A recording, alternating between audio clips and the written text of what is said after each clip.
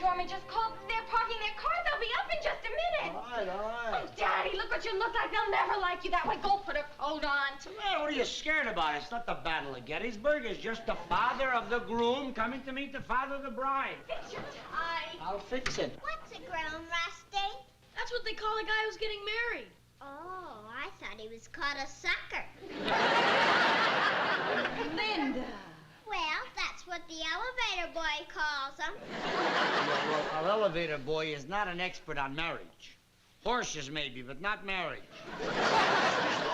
You remember what the elevator boy tells you, but you don't remember what Daddy tells you. And I thought we made a deal. You made a deal with her? Yeah, the other day she came home from school and she says, homework is crummy. So I said, don't use that kind of language. And I gave her 25 cents. Isn't that right? Yep. Right. Will you give me 50 cents more? What for? I learned 2 new words. I have no intention of bribing you, young lady. Okay, if you want your own little daughter going around with a foul mouth. Now, you see here. Now, Linda, just stop this nonsense. Go sit down there like a little lady. Yeah. Pat Hannigan Sr. is coming here to meet the nice family that his son is marrying into. So let's act like a nice family, huh? I mean, let's fake a little niceness, okay? Why should we fake it? Let's just be ourselves. Oh, Daddy, I want Sophie, you and Pat Senior to be pals. It means so much to us. We're gonna get along Oh, fine. honey, everything's going to be fine. Sure. Yeah. What are you worried about? After all, we're in the same business. We have a lot in common. And what people in show business tell me is a great old trooper. Everybody knows I'm a living doll. See? Oh, Daddy. What's that? Oh, there they are. Daddy, let me get it. Hi, huh? Hi. Well, here he is, Patrick Hannigan Sr.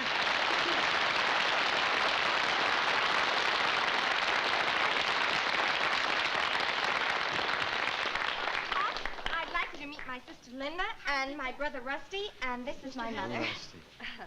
Your mother? She looks like your sister. That's the kind of brownie I'd expect from a Hannigan. And you have the kind of beauty I'd expect from a daughter of Erin. And now I'd like you to meet my father. Well, it's about time we met. Well, at last I get to meet the great Danny Williams. Thank you. At last I get to meet the man who had the gall to steal the best hunk of material I ever had. Funny joke. Well, I'm not joking. I'm talking about the song, Patty Murphy's Wake. Patty Murphy's Wake. That's right. Come on now. I've been doing that song for years. That's a very old song. How could it be your material? You weren't even alive when it was first written. And if you keep on using it, you won't be alive either. What'd you do, come up here to insult me? I came up here to meet my son's new in-laws. Yeah? And I came up here also to tell you what a thief you are. Now, just... Now, he did. Let's go outside and play, huh? And miss all this fun? Yeah, it's getting interesting. Well, go outside right now.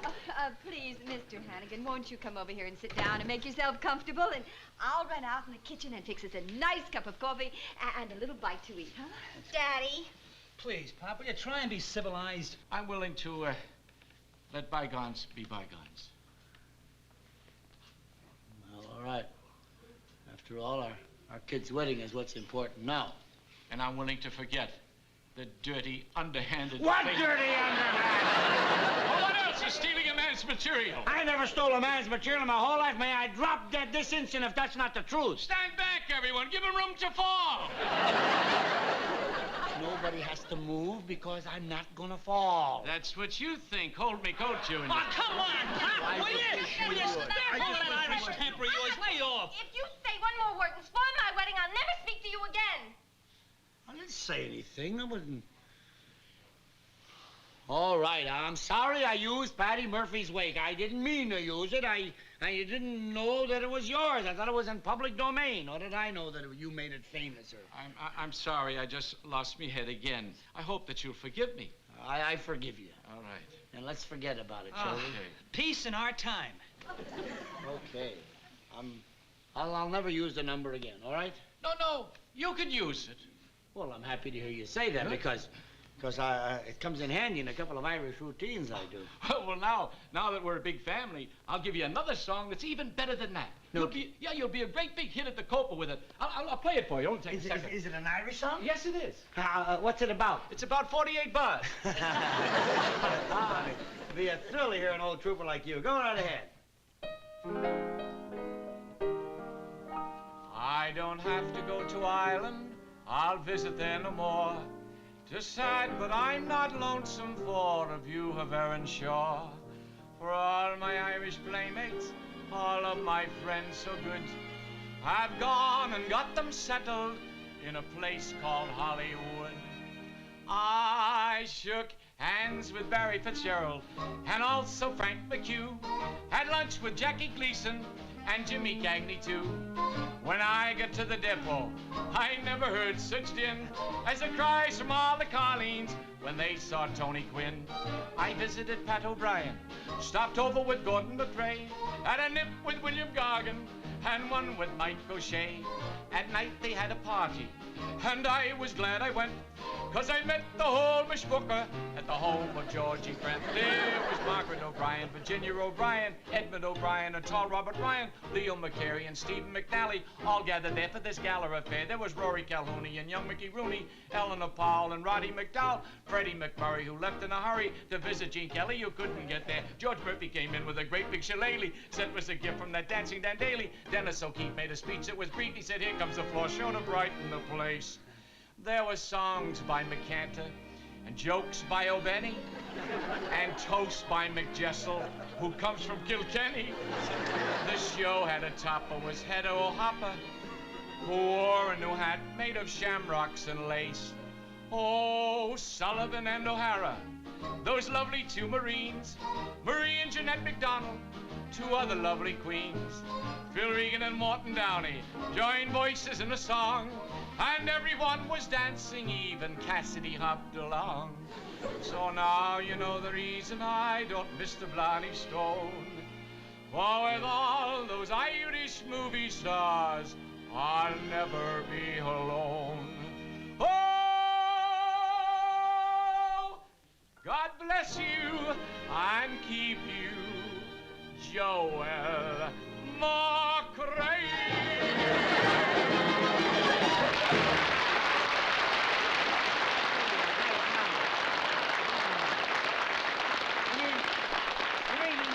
You're going to let me have that piece of material? I'll have the lyrics typewritten and I'll send them to you. Well, thanks a lot. Oh, it's the least I can do. I should Well, say. why don't you come into the dining room now? I have a bite to eat for everyone. Oh, honey, eat. First of all, I'm going to get the finest wine we've got. This calls for a toast. Oh, Nip. Come on, Patrick. Oh, isn't it wonderful? They're getting along just great. Well, they seem just perfect now. Oh, listen, our troubles are over. These guys are going to be buddies for life. Well, we better not leave them alone too long, nevertheless. Come Yeah, on. yeah. Patrick, here's to us. I'll drink to that. To us. To us. What do you mean to us? You two aren't getting married, they are. Yeah. How about letting us in? All right, shall we let him in on a party, buddy? Well, we might as well, or they'll keep nagging us. It's a beautiful day, Patrick. A beautiful, beautiful day. Sure it is. Here you are. It You? certainly should be a very happy day in your son's life to get a girl as special as my Terry. Now that you mention it, boys like Junior here don't exactly grow on trees either. That's true. Shall we then drink to Junior? Here's to Pat. Here's to my son, Pat. A very lucky boy.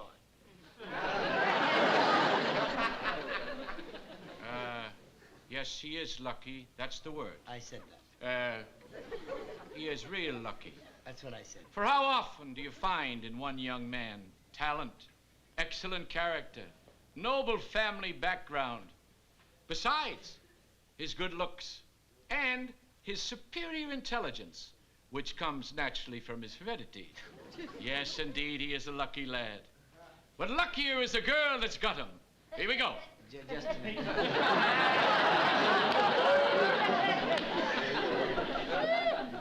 Sorry, Mr. Hannigan. I don't want to make an issue of this, but I just couldn't drink that toast. Not with my wine. Oh, no, not again. What is it about a toast that always causes trouble? The same thing happened when your Uncle Tanoose met my father. I don't care. You got no right to make a crack now like that. Stop it this instant. Well, Does he always carry on like Well, now, this? come on, Dad, will you? I know you're proud of me, and thanks a lot, but after all, Danny's got a right to be proud of Terry. you bet I've got a right to be proud of her. Please don't spoil my wedding, please. All right, Pigeon, I'm sorry. I just lost my head, I guess. Here you are, dear. I propose a toast. I propose that you shut up. These are the two that are getting married. Let them do the toast making. I'm for that. Junior, the floor is yours. Well, in that case, I'd like to propose a toast to the luckiest day in my life. The day I met Terry. I'll drink to that. That's fine. To the luckiest day of Terry's life. Hold it!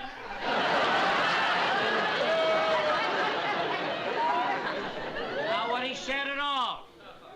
To the luckiest day in his life, because he met my Terry. That's what he said, and that's what we're drinking to. You drink what you want to drink to. I'll drink what I want to drink to. Cut it out, will you, Pop? Let him cut it out. He started it. Now, if this man cannot appreciate the wonderful good fortune that has befallen his family, it's my duty to enlighten him. Good fortune. Good fortune. May I call your attention to the beauty of this lovely thing? My daughter. Look at her. She's beautiful. Your son should get down on his knees every night of his life and thank the heavens for getting a beautiful girl like this. I'll drink to that. You do it, I'll break your arm. Your daughter's beauty, I'll not deny it. But heredity plays very strange tricks. And I want some sort of special guarantee. A man like you for a grandfather. How do I know that my son's children will not grow up looking like anteaters?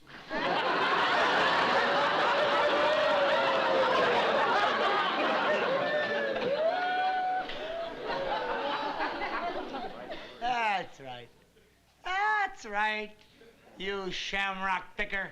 Go ahead, show your ignorance. Make fun of my nose. Well, let me tell you something. It'll be a happy day for our grandchildren if they wind up with noble noses like mine instead of that perforated wart you got pasted in the middle of your face. Anything I could never live with would be for my grandchildren to have turned up noses walking around looking like they're smelling something all the time. Junior, let's go. Now, come on, Pop. Let's get out of here. There'll be no wedding. You bet there'll be no wedding. If they get married, it'll be over my dead body. Please, one ceremony at a time. Terry, go to your room. Now, Justice. Kathy, be quiet. Quiet! Who do you think you're talking to? This is not the Middle Ages. Why, you two should be ashamed of yourself. You're both behaving like children, thinking only of your own vanity instead of thinking of your kids. Hold it. Look, it doesn't look as though anything's going to work out here. Pop, are you serious? You really mean you're not going to consent to this marriage? Never. And I suppose you feel the same way. Exactly. Well, Terry, I don't know about you, but so far as I'm concerned, that does it. Oh, Pat! Pat, wait! Pat, I don't understand. Listen, just follow my lead, will you? Ham it up with me. We got a plan. Let's go. It's not my fault. It certainly you is. did, I told. Well, I guess that does it, sweetheart. We certainly can't get married without our parents' consent, can we? I guess not. Wrong or right, I respect my father too much. Sure, I know you do. I feel the same way. Well, I guess it's goodbye then. Oh, baby, the pity of it. I'm never going to love anybody but you. And I'm never gonna love anyone else either. But what can we do, Pat?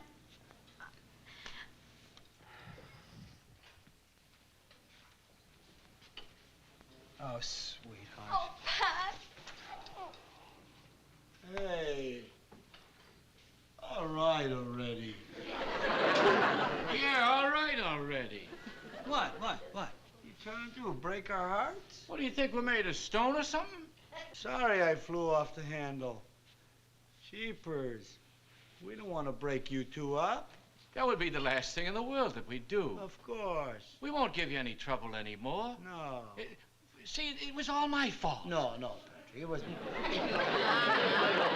honestly, it was my fault. I mean, you're a guest in my house. I had no right to jump on you like that. And I was just being a typical father of the bride. I once read it. and it's come to pass. A fellow wrote, "A father is a man who gives his daughter to another man who isn't half good enough, so that they can give him grandchildren who are twice as good as anybody's." Daddy, I love you. I love you too, sweetheart. Yeah. What do you mean that my boy is not half good enough?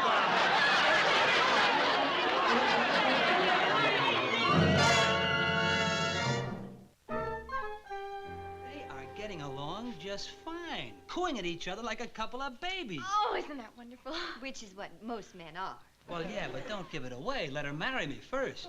Let me. Just try and stop me. You mean they're really getting along, huh? Absolutely wonderful. You know what they're doing?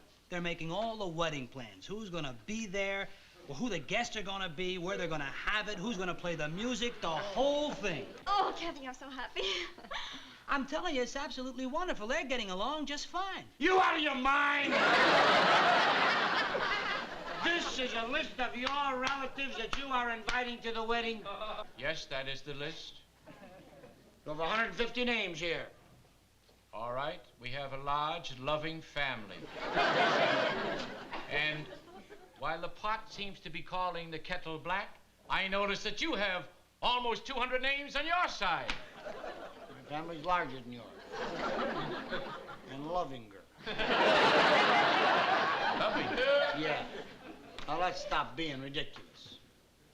That ballroom I hired can only hold 200 people.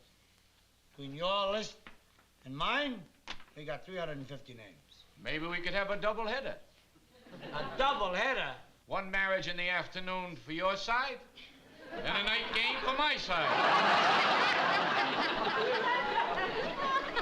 Let's stop with the 52nd Street jokes, huh? Now let's cut down on your list here. I see you got about 12 hula hands here. How close are they? Well, let's see, hula hands, they're related to Aunt Bertie. They're second, oh no, they're first cousins, twice removed. Twice removed? No, I don't know whether they're first cousins. I know they're cousins and they're twice removed. What do you say we remove them one more time?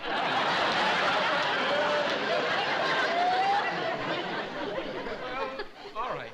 Okay, 12 hula hands wiped out. Please, you make it sound like a massacre. Never mind. Now you got here about 9 O'Flahertys. How are they related? Well, not really. Their father married a hula hand.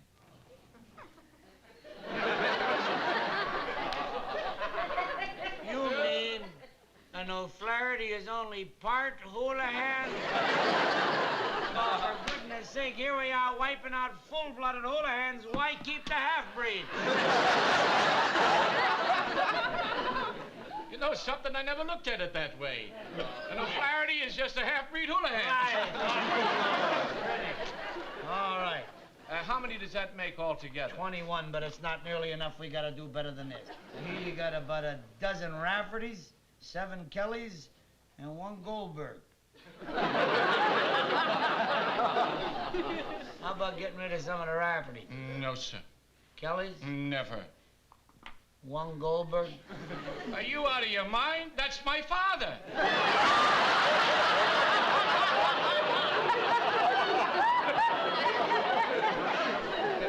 Father? Well, my stepfather, actually. You see, when my real father died, my mother remarried. Fine old gentleman, my stepfather. And you want to write him off the list. I'm sorry, Mr. Hannigan, I didn't... And look, Danny, fair is fair. Now, I'm not going to take any more off of my list until you take some off your list. May I remind you that I'm the father of the bride? I'm picking up the tab for this shindig. Oh, so that's the type you are. That's the type. Yes, if you can't be captain of the team, you take your football and go home. Well, I got news for you. I'm not going to rub out any more of my family till you take some off on your family. These, what do you call them? These Saleems and these Habibs. You got 7 Habibs here. I told you we're a loving family. Well, so are we. And I am now going to re-invite the Houligans. You will over my dead body. Good. That's one name you can take off your list. That does it. There'll be no wedding. You're darn right there'll be no wedding. Hey! Patty! Pat! My boy, Patty! Harry! Patty! Patty! Get your coat. We're leaving here. Get your coat. We're getting out of here.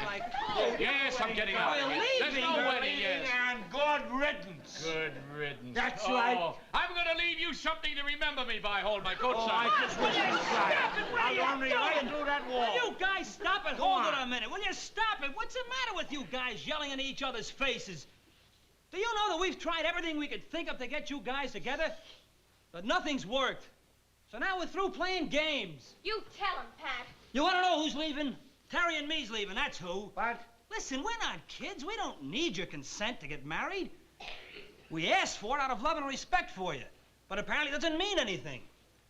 So we're going to get married without your consent, right, Terry? Right. Nobody's coming to our wedding because we're going to elope. Come on down to the car. Let's drive up to Greenwich. Terry. Honey? Yes. Daddy's little girl? Do you want your daddy at your wedding? No. Pat, I'm your father. Your own flesh and blood father. You're going to have a wedding without me? I'm sorry, Pop. Honey, get your coat. Oh, the irony of it. You raise a child from a little baby. You bring him up to a grown boy. You worry about him. You pray for him. Then what does he do? Throw you aside like an old shoe.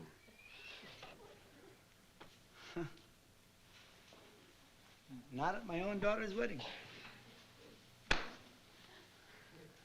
Yes, a beautiful slap in the face. Ever since she was that little, I've dreamed of the day when I would walk down the aisle with her. It's a sad day. It's a black day. I feel like a man who's been cast into a dungeon. Well, I'm going out and see if I cannot ease this horrible sorrow that's befallen me. I think I'll go out and get myself a little nip. Or 2. Or 7. Patrick, do you mind if I join you? Not at all. We're in the same boat. Good. Let me get your coat. Thank you, pal. Let me help you with your coat, pal. Couple of outcasts like us, nobody wants. We belong together. Thank you, pal. Let me help you with your coat, pal. Thank you. That's real nice of you, pal. It's all right, pal. Where do you feel like going, pal? Well, if you guys are such pals, why don't you treat us to a great big wedding?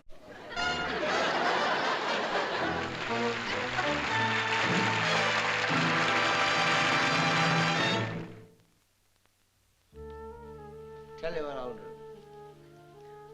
I'll wipe out 7 Habibs if you'll wipe out 12 Houligans. All right. Good boy.